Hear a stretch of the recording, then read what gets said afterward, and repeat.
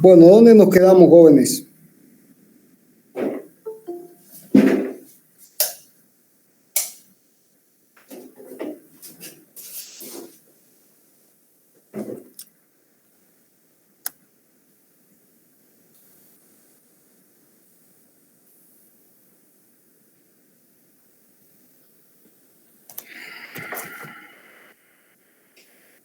Analizó la ecuación de Bernoulli para un tubo de corriente, no, para una línea de corriente, ¿no es cierto?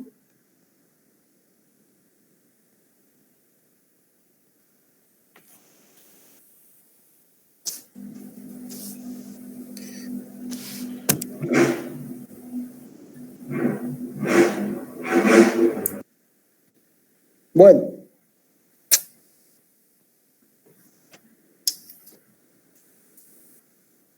Bien, la clase pasada reciben bien la señal, ¿no es cierto?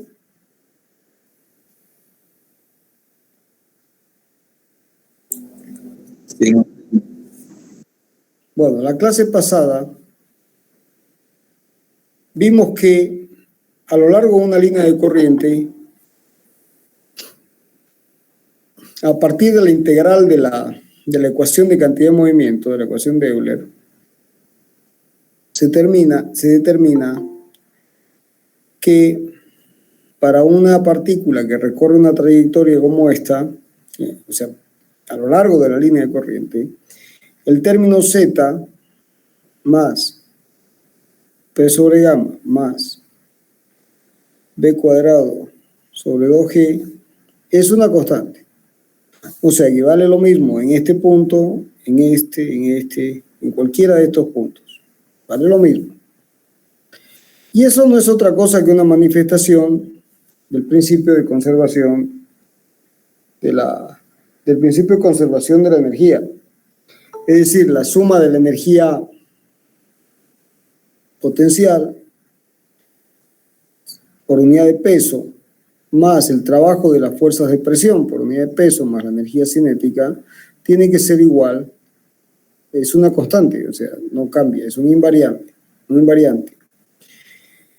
Bien, ahora, ¿qué pasa cuando uno quiere extender esta ecuación a un tubo de corriente? Que es la aplicación práctica más extendida. Si uno tiene un tubo de corriente de esta forma, ¿no es cierto? Y aquí este es el eje del tubo. Entonces, ¿qué pasa si uno quiere analizar el principio de conservación de la energía, ya no en una línea de corriente, sino para toda la sección de un tubo? Entonces, lo que sucede es que a lo largo en la sección transversal de un tubo de corriente, no necesariamente tiene que haber una distribución uniforme de velocidades. Por ejemplo, podría haber una distribución de velocidades de este tipo. Bien, entonces es necesario, como ya se explicó con el concepto de velocidad media, trabajar con una velocidad media aplicando el teorema del valor medio del cálculo. ¿No? El mismo análisis, o sea, el análisis para la velocidad, que podría tener un perfil de velocidad de esta forma, por ejemplo. Entonces, se busca todo reducir a un valor medio, U, ¿no? Y esta es la velocidad puntual. Y lo mismo sucede con la distribución de presiones. Es decir, uno puede tener una distribución de presiones uniforme, como esta, o tener una distribución de presiones como ya hemos visto, por ejemplo, en el caso del flujo cóncavo o convexo, ¿no? Una distribución de presiones que se aleja de la uniforme, del estándar, ¿no es cierto? Entonces, en el caso de, aquí hice mal el dibujo, vamos a corregir.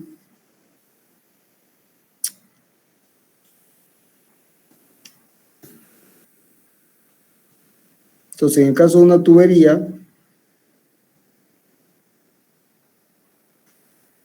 esta es la distribución de presiones y esto es así.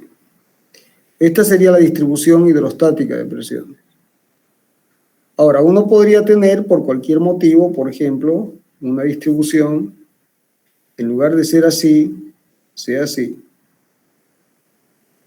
Y exista un defecto de la presión, o sea, tengamos menores presiones que la hidrostática. O también tener un caso en el que existe un exceso.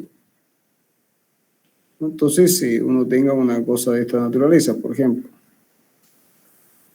por cualquier motivo uno tenga un exceso de presión. Bueno, entonces, en ambos casos, lo que se requiere es trabajar con un valor medio, un valor de referencia.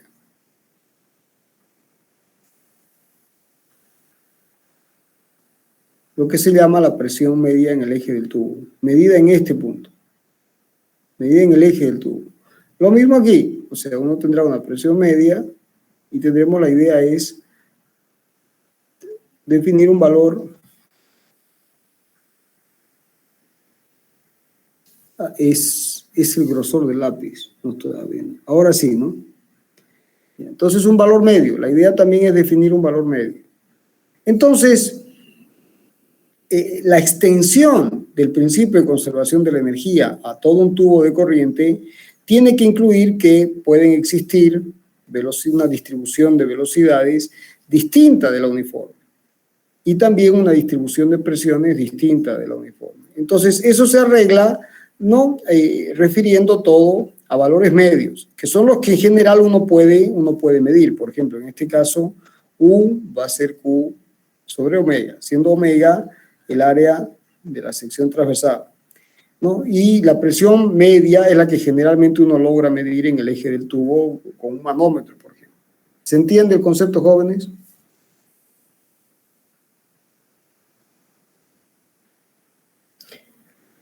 Se entiende, ingeniero, se entiende. Bien. Entonces, llegado a este punto, lo que podemos hacer es plantear el concepto de flujo de energía. Un concepto que ustedes ya tienen desde teoría de campos. Flujo de energía. Es decir, cuánta energía atraviesa la unidad de área por unidad de tiempo, ¿no? Cuánta energía atraviesa la unidad de área por unidad de tiempo. Entonces, la energía por unidad de peso,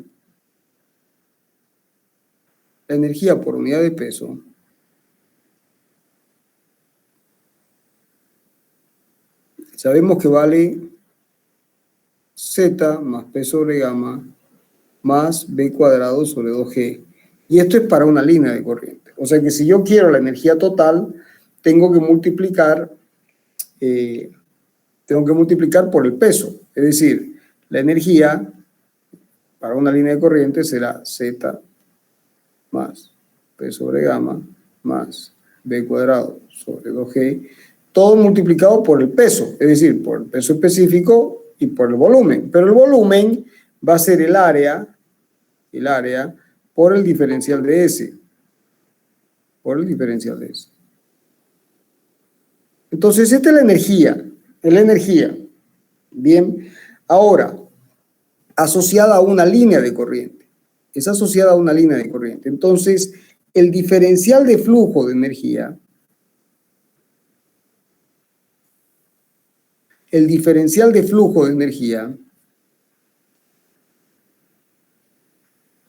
va a ser este valor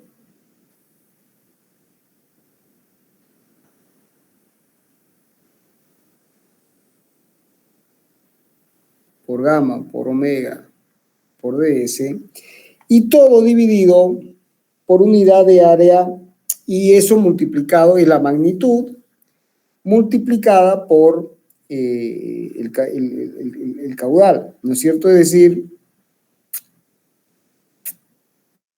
un momento, por favor.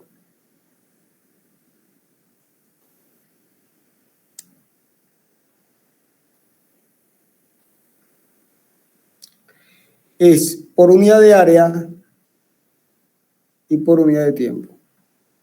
Entonces, y esto es la velocidad. Un momento, jóvenes. Hasta aquí vamos bien.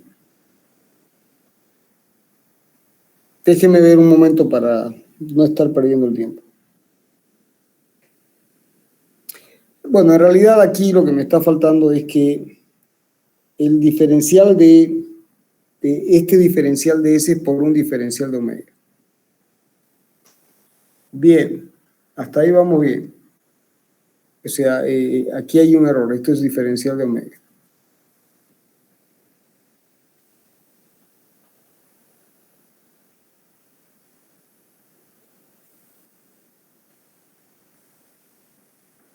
Abajo igual, entonces, ingeniero. ¿Cómo, perdón? Abajo igual, diferencial de superficie y velocidad. Ahí abajo. A ver, un ratito, jóvenes. La energía, esto es energía por unidad de peso. Bien, entonces multiplico por el peso, o sea, el peso específico es el peso, el diferencial de volumen. O sea, gamma diferencial de volumen es el peso elemental, gamma diferencial de volumen. ¿Y esto qué es? Es el diferencial de volumen. Bien, ahora, esta es la energía. La energía. Ahora, el flujo de energía va a ser esta energía y déjenme un segundo, eso es lo que lo que pasa es que ya.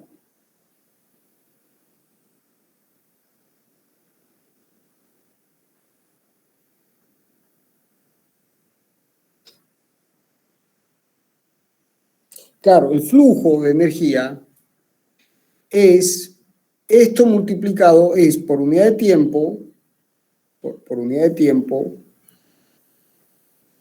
y B escalar diferencial de omega. Con eso tenemos el flujo.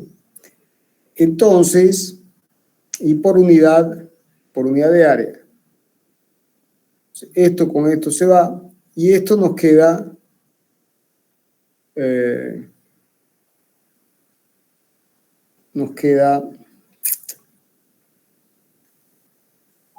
Eso no es solo la velocidad, ingeniero.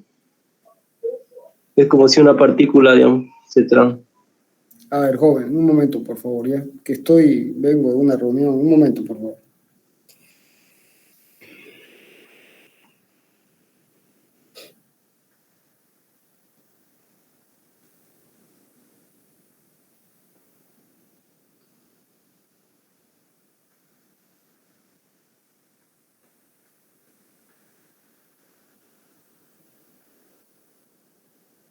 Ya. Bueno, ahora sí. Entonces, el diferencial de flujo de energía será la energía por unidad de tiempo.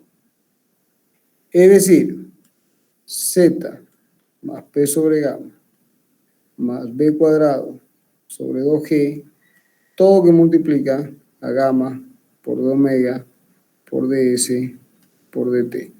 Y esto es la velocidad.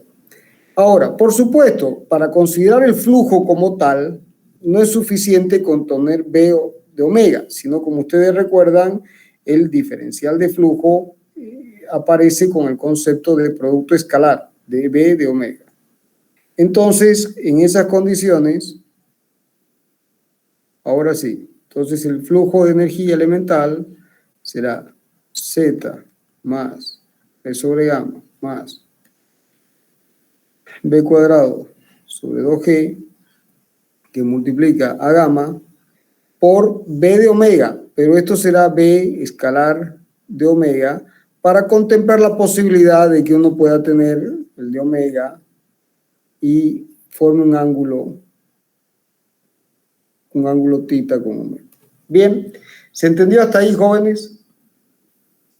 Bueno, entonces el flujo completo, el flujo total de energía será la integral desde 0 hasta el flujo de energía de la integral a toda la sección transversal, porque estoy integrando a una sección transversal completa. Estoy sumando todos estos flujitos, todos los flujos de energía los estoy sumando.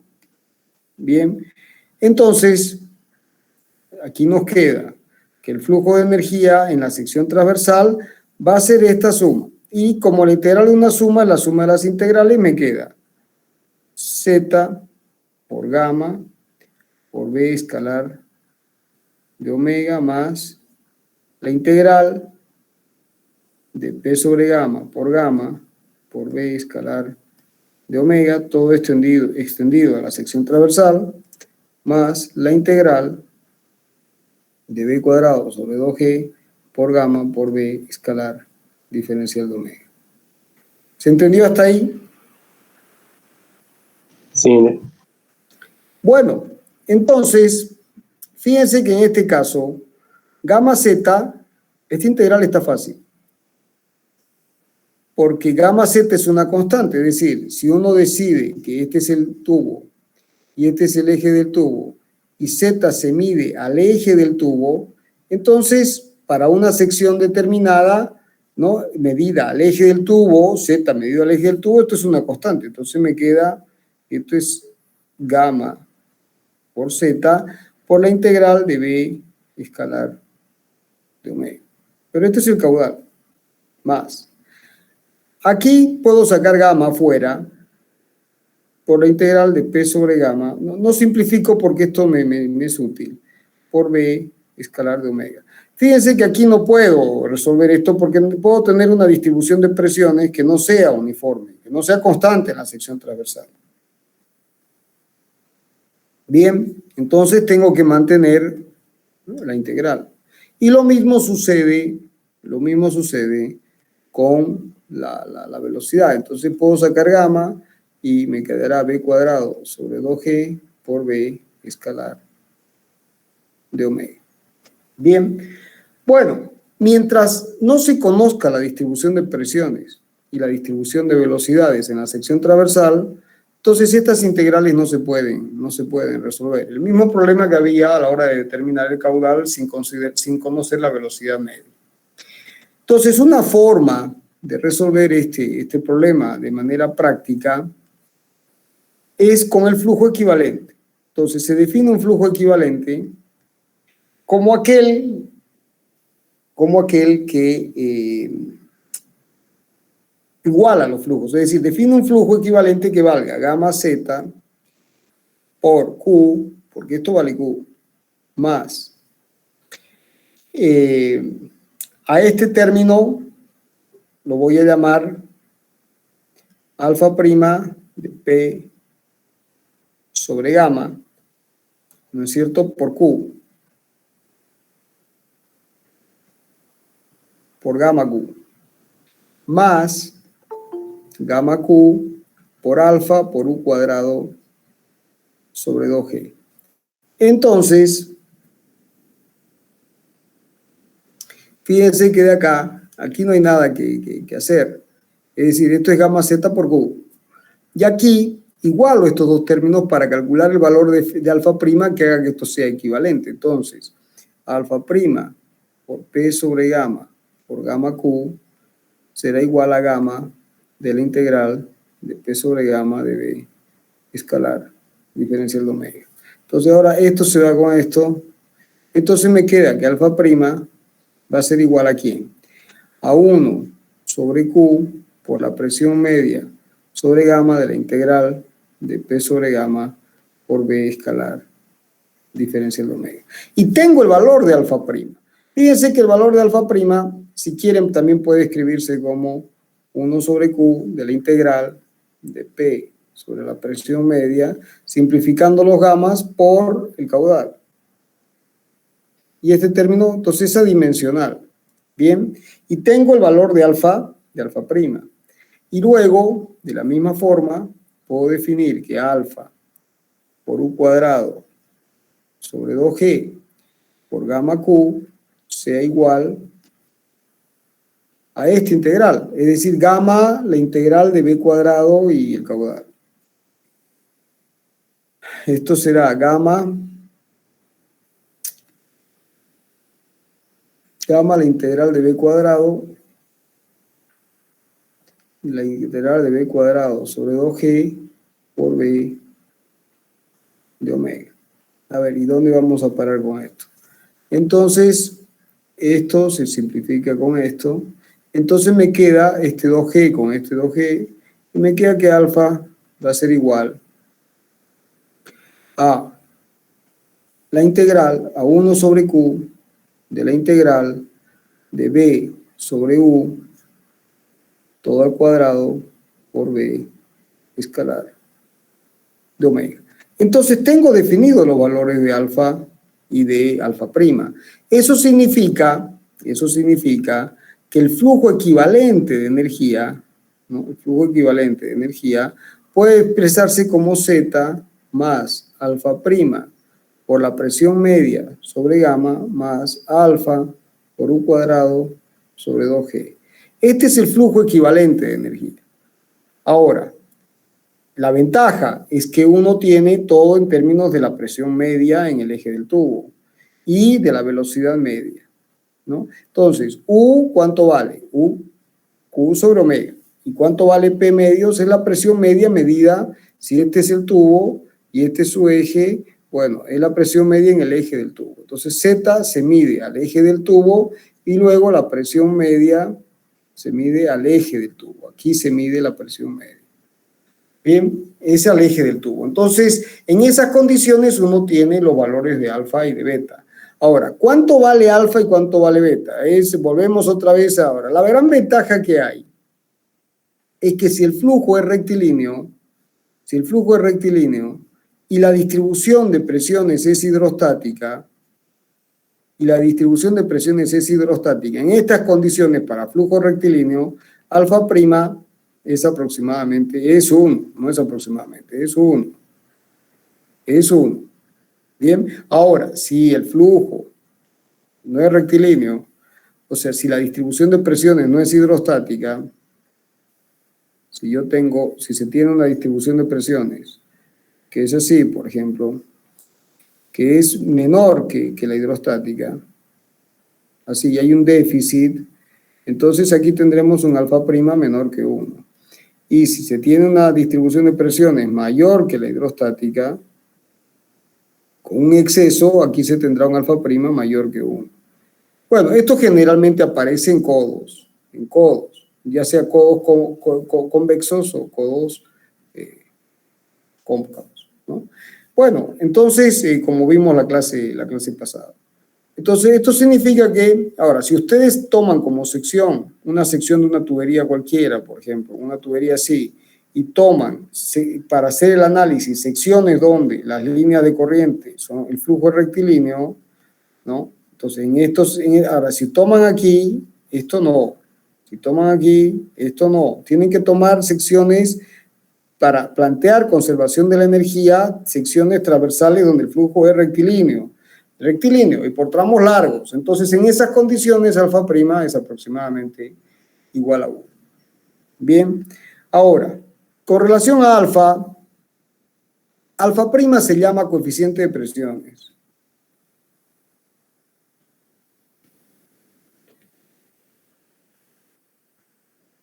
Y alfa se llama coeficiente de Coriolis, que no tiene nada que ver con la aceleración de Coriolis. No hay que confundir esto, son dos cosas distintas. El coeficiente de Coriolis.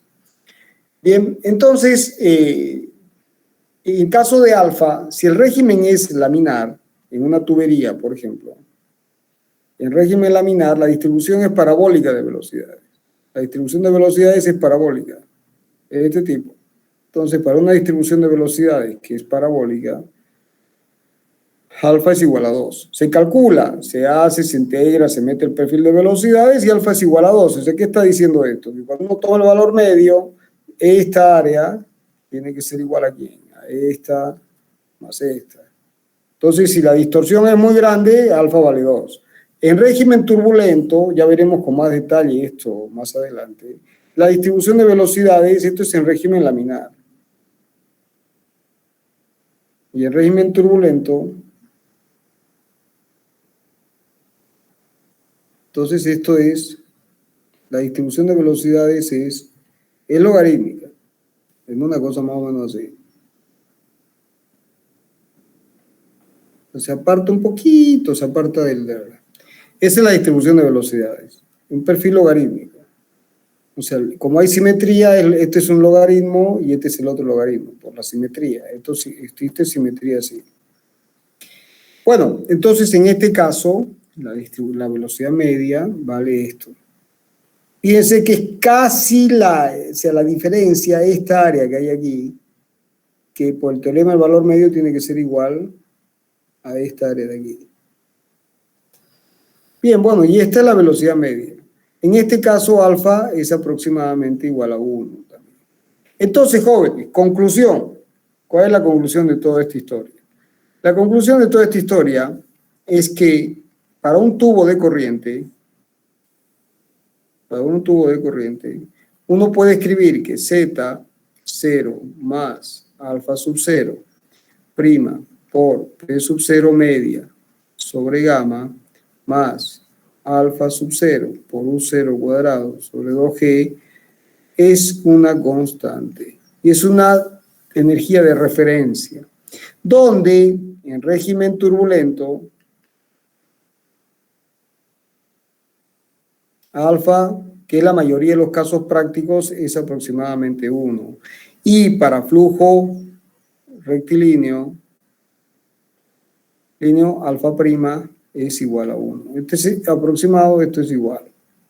Entonces uno tiene que saber elegir las secciones transversales de manera que haya distribución hidrostática de presiones y que el régimen sea turbulento. Entonces en esas condiciones uno tiene los valores. Entonces fíjense que es como si fuera una línea de corriente, solamente que en lugar de tomar la presión en el eje del tubo, ¿no? Esta es la presión media. Y en vez de tomar la velocidad puntual, estamos considerando la velocidad media. ¿Y cuánto vale U0? Bueno, vale Q sobre omega 0. ¿Se entendió?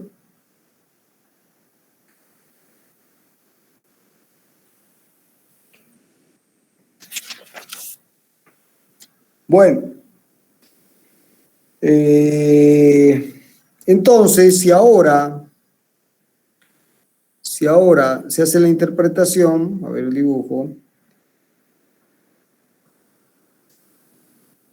entonces uno tiene, este es el eje del tubo y este es el tubo.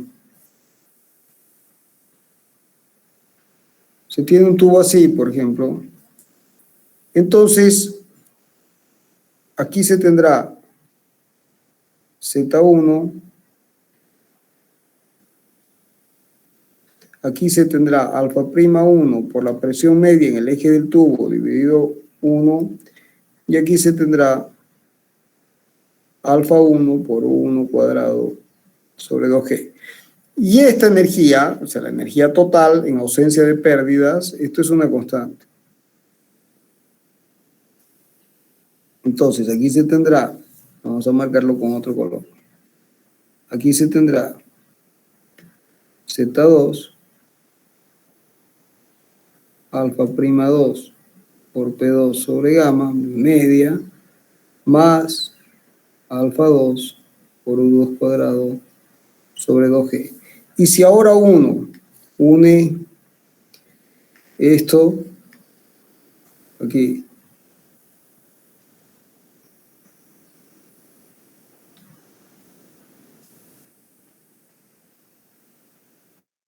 esta será la línea de energía piezométrica y esta es la línea de energía total, que como no hay pérdidas, esto es un horizontal. ¿Se entendió?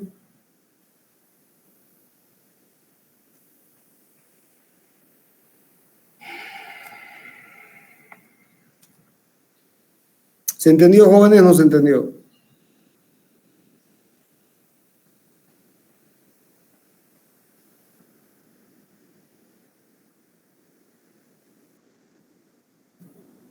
¿Todos lo entendieron? Sí, ingeniero, se entendió. Bueno. Bien, entonces, ahora vamos a ver la ecuación de Bernoulli para... Entonces, ahora vamos a ver la ecuación de Bernoulli o también conservación de la energía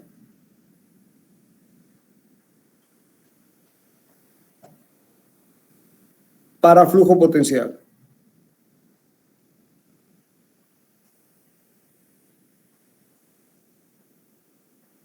Entonces, si el flujo es potencial, es potencial de velocidades, o sea, la velocidad puede escribirse como el gradiente de una función potencial.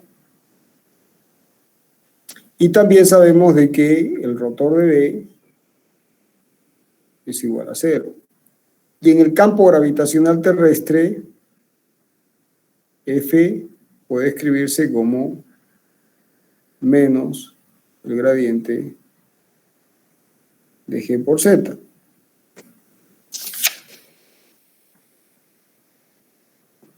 Bien, bueno, en este caso, para que esté igual que el apunte, esto es el gradiente de G.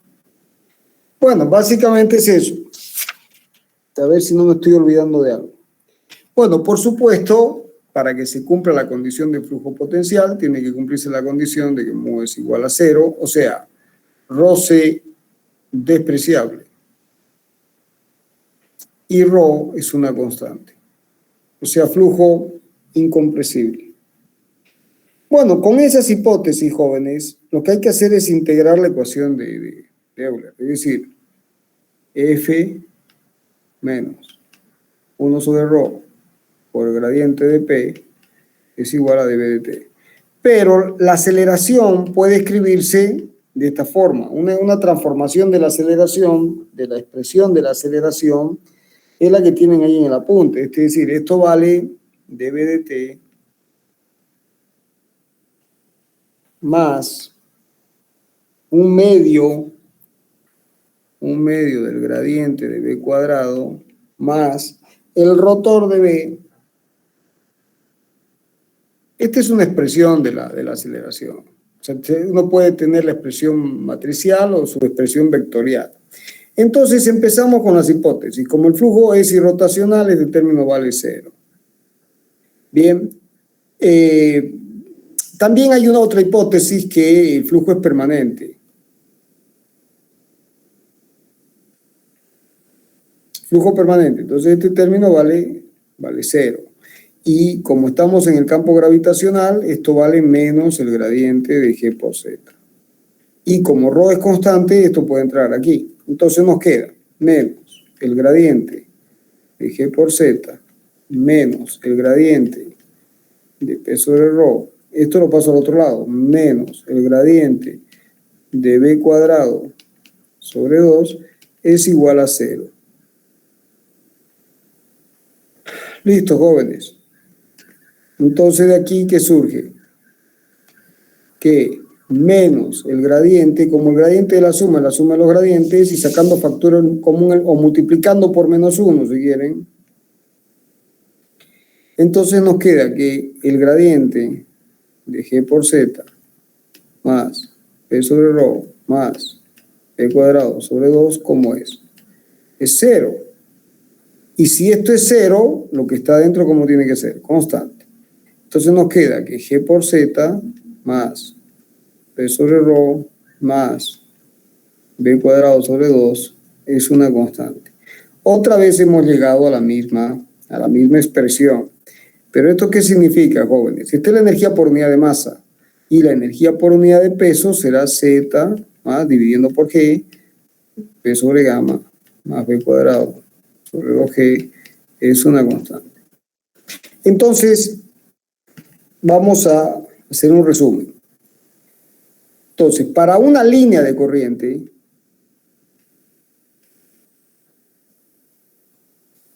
para un tubo de corriente, y en flujo potencial.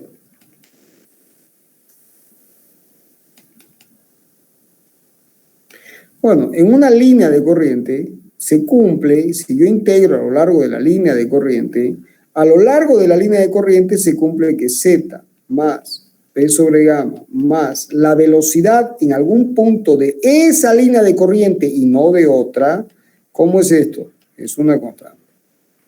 Ahora, si yo hago la extensión a un tubo de corriente, entonces esta expresión se transforma en Z más el coeficiente de presiones por la presión media en el eje del tubo, más el coeficiente de Coriolis por la velocidad media en la sección transversal, ¿cómo es? Es una constante. Esta es la que más se usa en la práctica, ¿no? Es la que más se usa en la práctica. Y para flujo potencial, si uno tiene un flujo en 3 dimensiones, pero que es potencial, ¿no? Entonces se cumple que entre este punto, en cualquier punto del fluido, la suma de Z más la presión sobre gamma más el módulo de la velocidad al cuadrado sobre 2G, ¿cuánto tiene que ser? Constante, donde B cuadrado, no hay que olvidarse que es U cuadrado más B cuadrado más W cuadrado. Bien, entonces, el principio de conservación de la energía, jóvenes, que en mecánica de fluidos y en líquidos perfectos, también se llama ecuación de Bernoulli, no es otra cosa que la integración de la ecuación de la segunda ley de dinámica, que es la aplicación de la ley de Newton, hecha por Euler, lo que conduce a la ecuación de Euler, y la integración nos da conservación de la energía. O sea, la primera integral de la ecuación de la dinámica da la conservación de la energía. Bueno, eso es. Y esa conservación de la energía la podemos manifestar de distintas formas. Fíjense que en todos los casos es energía por unidad de peso. También multiplicando por G se obtiene la energía por unidad de masa. ¿Se entendió?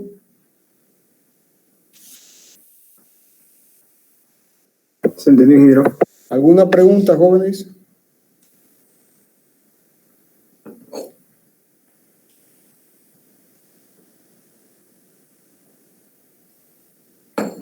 ¿Alguna pregunta?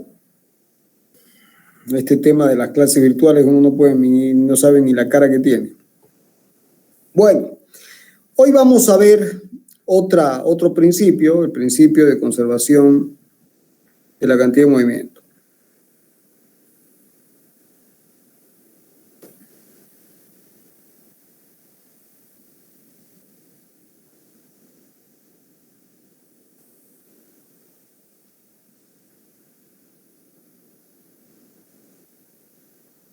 Pero en mecánica de fluidos.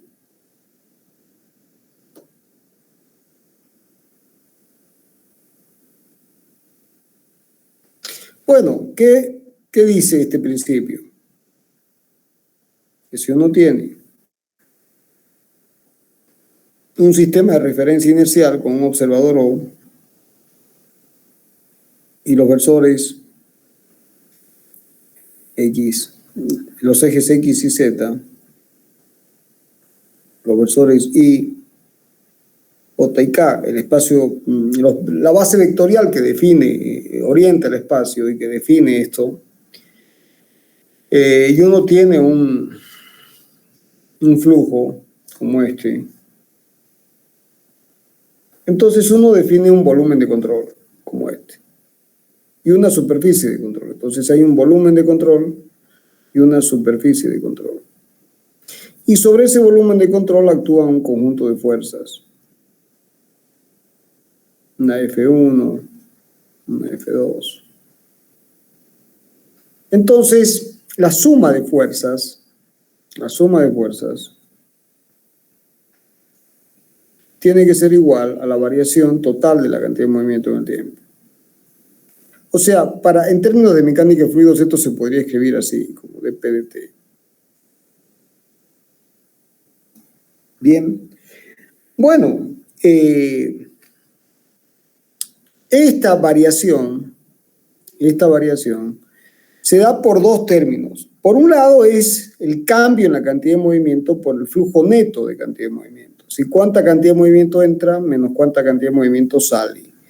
Y ese es un primer término. Entonces el flujo neto. El flujo neto de cantidad de movimiento, es decir, phi sub P. Y por otro lado se tiene la variación dentro del volumen de control. La variación de P dentro del volumen de control. Dentro de B sub C. Y este es el flujo neto de phi sub P a través de la superficie de control. Entonces, el cambio en la cantidad de movimiento se da por el flujo neto, es decir, cuánta cantidad de movimiento entra menos cuánta cantidad de movimiento sale, ¿no? A través de la superficie de control se hace un balance en esta superficie, más el cambio en la cantidad de movimiento dentro del volumen de control, que es este valor. Entonces, empecemos con este término. ¿Cuánto vale el flujo de cantidad de movimiento?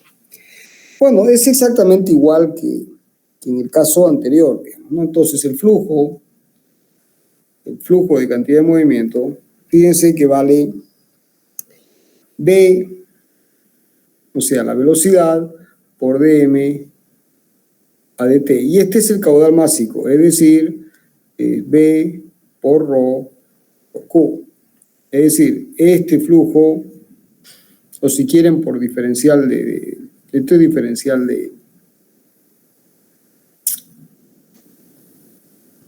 esto es diferencial de Q máximo. Este es el gasto máximo, esto será por diferencial de Q. Entonces,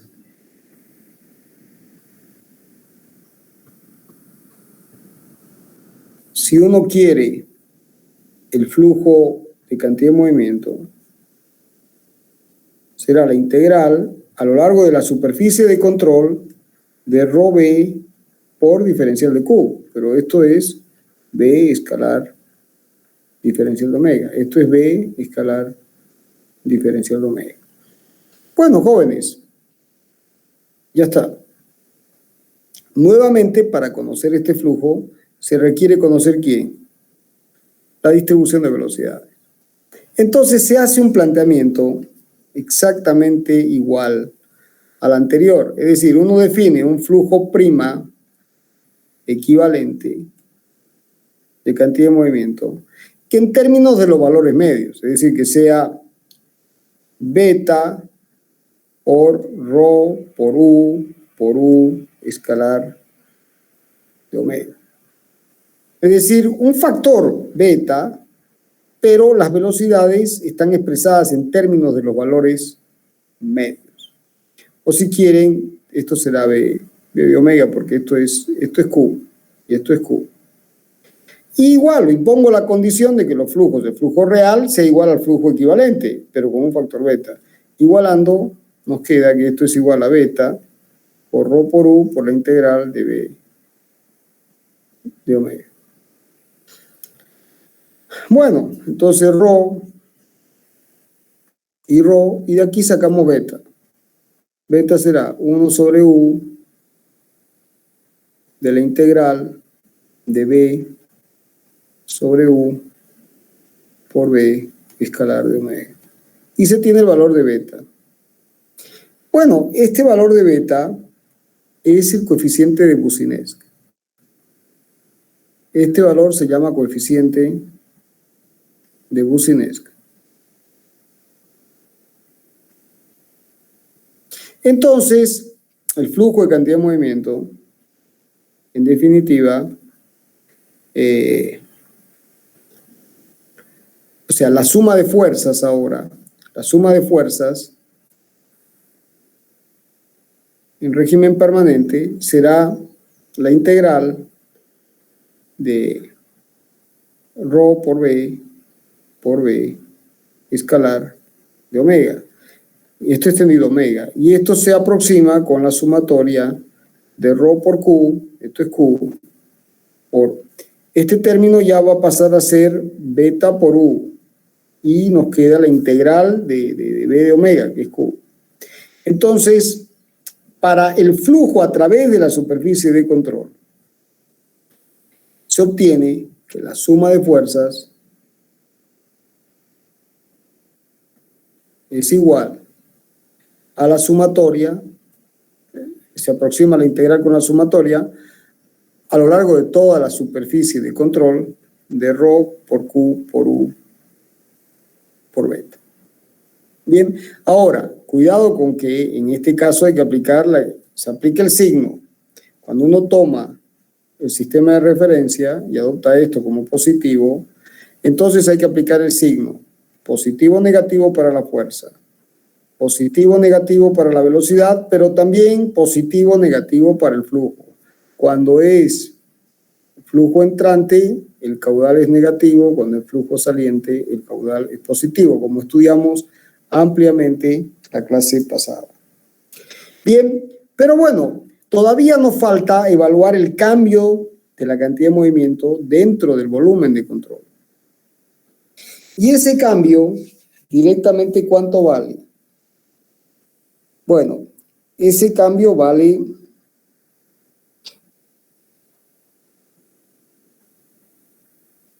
fíjense, yo tengo la cantidad de movimiento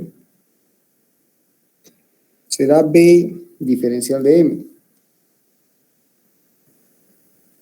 Y esto se puede expresar como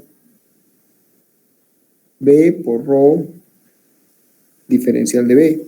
Ahora, este cambio en el tiempo, cambio de la cantidad de movimiento en el tiempo, dentro del volumen de control será la variación respecto del tiempo de ρ B diferencial de B. Entonces, por supuesto, en este caso, de ρ B diferencial de B. Entonces, en este caso, este es el cambio en el tiempo, es P punto. Entonces, si uno quiere la evaluación integral, habrá que integrar, ¿no? La integral para todo el volumen de control. Entonces, esto termina siendo la variación en el tiempo de la integral al volumen de control de ρ por B diferencial de B. Entonces, jóvenes, la suma de fuerzas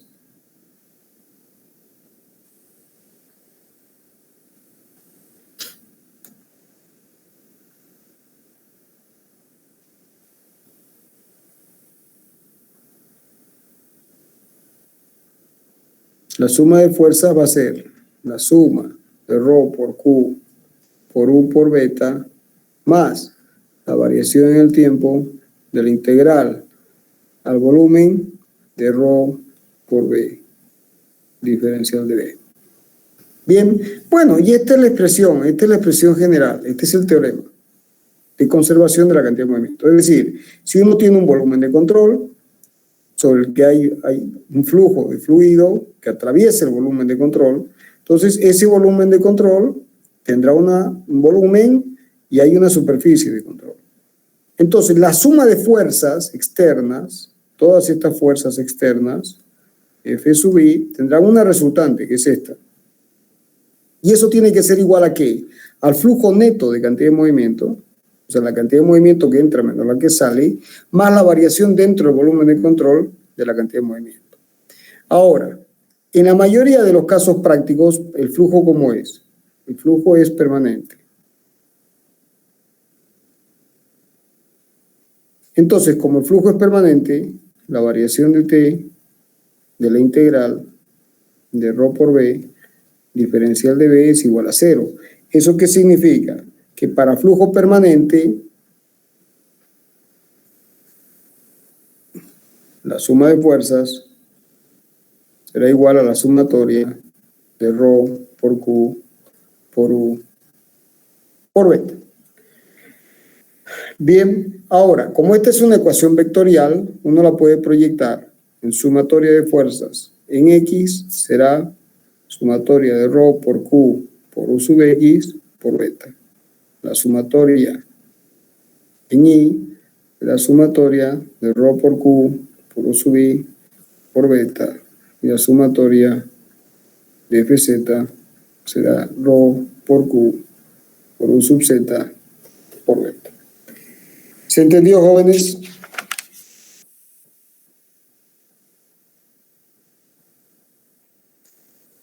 ¿Se entendió? Sí, ingeniero. Bueno, jóvenes, con esto prácticamente hemos terminado el capítulo. Lo que viene es el punto 5, que dice aplicaciones del teorema de Bernoulli, y aplicaciones del punto 6, aplicaciones del teorema de conservación de la cantidad de movimiento. Este es un tema que deberían ver en la práctica, pero yo no sé si los ayudantes lo dan al final. Entonces vamos a hacer lo siguiente, jóvenes. Hoy día es martes, ¿no es cierto? Miércoles, perdón. El viernes yo voy a dar esto. Bien, entonces para que ustedes puedan entender cómo se aplica el teorema de Bernoulli y el teorema de conservación de la cantidad de movimiento, tienen que haber estudiado todo lo que hemos estudiado hasta el día de hoy. Y el viernes vamos a dar sus aplicaciones. Y con eso este capítulo está terminado. Bien, y nos quedaría dinámica de fluidos compresibles. Yo con esto prácticamente, fíjense que como ya tenemos propiedades físicas de los fluidos, ya se dio cavitación, ya se dio estática de fluidos, cinemática de fluidos, y estamos terminando dinámica de fluidos de líquidos perfectos, ya podemos dar el primer parcial. Bien, y tendríamos que definir el viernes cuándo vamos a dar el primer parcial para que los que están en provincia vengan, o los que están en otro departamento vengan, porque el examen va a ser presencial. ¿De acuerdo? Ingeniero, ya habíamos quedado en una fecha.